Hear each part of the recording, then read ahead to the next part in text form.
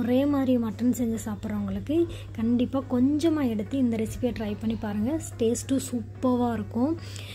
கருவேப்பிலை mutton fry இது வந்துட்டு நீங்கள் தயிர் சாதம் வச்சு சாப்பிட்லாம், ரச சாதம் வச்சு சாப்பிட்லாம், இல்லை சாதத்தை அப்படியே போட்டு பெரட்டி சாப்பிட்டிங்கன்னா டேஸ்ட்டு அல்டிமேட்டாக இருக்கும். வாங்க இந்த கருவேப்பிலை மட்டன் ஃப்ரை எப்படி பண்ண வீடியோக்களே பார்த்துடலாமா? குக்கர் எடுத்துக்கோங்க. நான் ஆயில் கொஞ்சமாக ஆட் பண்ணிக்கிறேன். ஆயில் ஹீட் ஆனோடனே நான் ஒரு 1/2 கிலோ மட்டனை வந்துட்டு வாஷ் பண்ணி வச்சுருக்கேன், ஆட் பண்ணிக்கிறேன். ஃபஸ்ட்டு இது எண்ணெயிலே அரைச்சி எடுத்துக்கோங்க.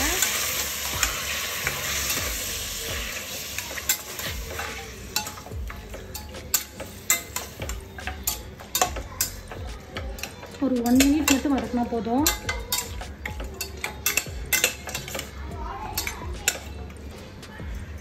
ஒரு 1/4 ஸ்பூன் அளவுக்கு மஞ்சள்தூள்,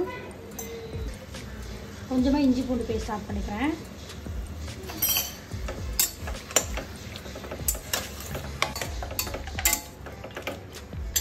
மட்டன் தேவையான உப்பு. நம்ம உப்பு ஆட் பண்ணுறதுனால மட்டனுக்குள்ளே உள்ளே போயிட்டு நல்லா உப்பெல்லாம் நல்லா சேர்ந்துருக்கும். அதனால் முன்னாடியே நீங்கள் உப்பு ஆட் பண்ணிக்கோங்க.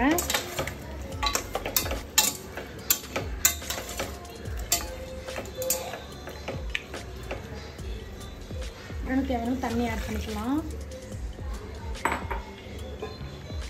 நான் ஒரு 7லேருந்து 8 விசில் விட்டு எடுத்துப்பேன். அதுதான் நல்லா மட்டன் சாஃப்டாக குக் ஆகிருக்கும்.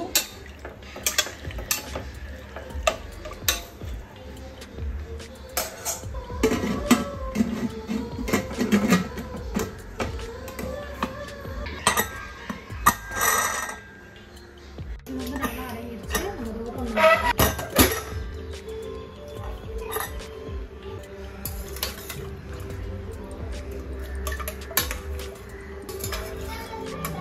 மட்டன்லாம் நல்லா வெந்துருச்சு. இப்போ கொஞ்சம் மட்டும் கறியை தனியாக எடுத்து வச்சுக்கிறேன். ஒரு 1/4 கிலோ கறி இருக்கும். நான் இதை மட்டும் தனியாக எடுத்து வச்சுக்கிறேன். இதை வந்து கறியில் போட்டு பண்ணுறப்ப இன்னும் சூப்பராக இருக்கும். கடாயை வச்சுக்கோங்க. கடாயை நல்லா ஹீட் பண்ணிக்கோங்க. ஒரு கைப்பிடி அளவுக்கு நல்லா தாராளமாகவே நீங்கள் கருவேப்பிலை ஆட் பண்ணிக்கலாம். உங்களுக்கு ரொம்ப பிடிக்குனாலும் நிறையா கூட நீங்கள் ஆட் பண்ணிக்கலாம். நான் நல்லா ஒரு கைப்பிடி அளவுக்கு ஆட் பண்ணிக்கிறேன். அதுக்கு தண்ணியெல்லாம் நம்மளுக்கு இல்லாமல் பொடி பண்ணுறது அளவுக்கு தண்ணி கொஞ்சம் கூட இல்லாமல் நீங்கள் அப்படியே ரோஸ்ட் பண்ணிக்கோங்க.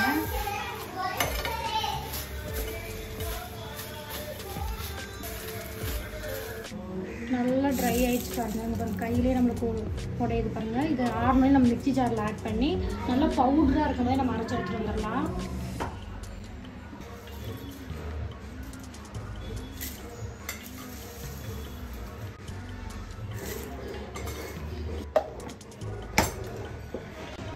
இந்த அளவுக்கு நல்லா பவுடர் பண்ணி வச்சுக்கோங்க. இப்போ நம்ம தனியாக எடுத்து வச்சிடலாம்.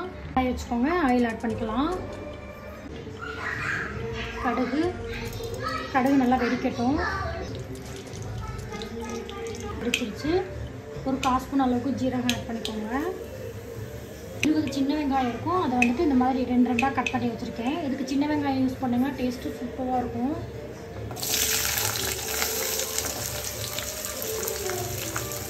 காரத்துக்கு 2 பச்சை மிளகா கட் பண்ணியிருக்கேன். உங்களுக்கு காரத்துக்கு எந்த அளவுக்கு வேணுமோ அந்த அளவுக்கு நீங்கள் பச்சை மிளகா இல்லை மிளகா வத்தல் கூட நீங்கள் ஆட் பண்ணிக்கலாம்.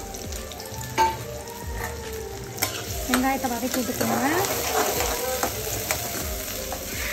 மட்டனில் ஒன்று உப்பு ஆட் பண்ணியிருக்கேன். இந்த வெங்காயம் பச்சை மிளகாவுக்கு மட்டும் நான் உப்பு ஆட் பண்ணிக்கிறேன்.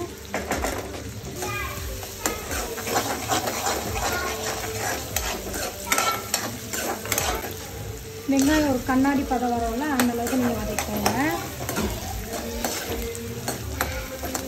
வெங்காயம் இந்த அளவுக்கு வதங்கினா போதும். நம்ம ஆல்ரெடி வேக வச்சு மட்டன் ஆட் பண்ணிக்கலாம்.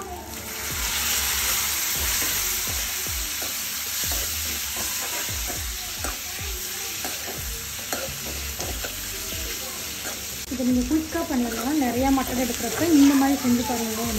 ஒரே மாதிரி குழம்பு வச்சு ஒரே மாதிரி கிரேவி வச்சு போடுறதுக்கு இது சூப்பராக இருக்கும். இது ரசம் சாப்பிட்டு நீங்கள் சாப்பிட்லாம். ஒரு 2 நிமிஷத்துக்கு அப்படியே எண்ணெயிலே மட்டனை வதக்கி விடுங்க.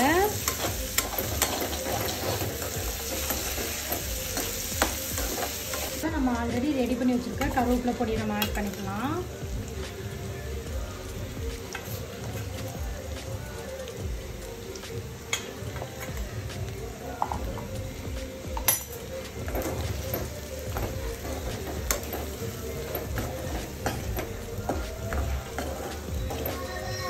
இதையும் ஒரு நிமிஷம் மட்டும் அப்படியே எண்ணெயிலே வதக்கி விட்டுக்கோங்க.